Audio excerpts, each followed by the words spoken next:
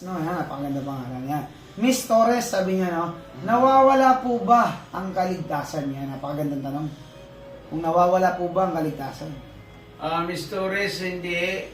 Kasi ang kaligtasan, kapag naligtas ka, talagang ligtas ka na.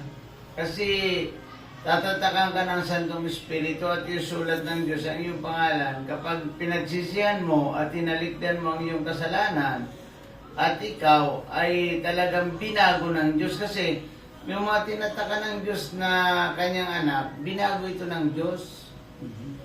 Binago. Kahit halimbawa sabihin mo na mananatili ako sa kasalanan, hindi yun maaari. Kasi nga, ang binago ng Diyos ay tinatakan ito at minamanifest ng Diyos ito. Tingnan nga natin sa unang Juan, chapter 3, verse 9.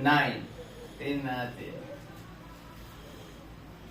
Unang Juan, chapter 3, verse 9. Tingnan natin kung ano ang katatayuan ng mga taong ligtas nga. Sige. Unang Juan chapter 3 verse 9. Mm.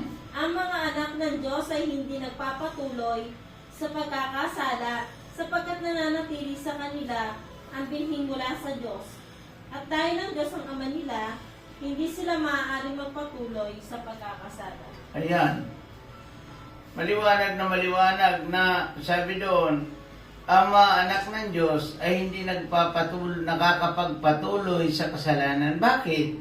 Kasi siya ay may binhing mula sa Diyos. Yung tinanggap mong Espiritu Santo, yung pangatlong P, yung pagtanggap kay Kristo. Kapag tinanggap mo si Kristo bilang Panginoon mo at tagapagligtas, ikaw ngayon ay aariin ng Diyos na anak niya at ikaw ay pag tinanggap mo, papasok sa iyo ang Espiritu Santo ng Diyos at ikaw ay magiging anak ng Diyos at tatatakan ka ng Santong Espiritu at ikaw ngayon ay babautismohan sa Espiritu at ikaw ngayon ay isusulat ng Diyos ang iyong pangalan sa aklat ng buhay. Tanda na ikaw ay ligtas na.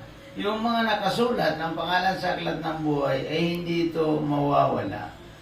Maliwanag yan ang maliwanag sa John 1 John chapter 3 verse 9. Okay.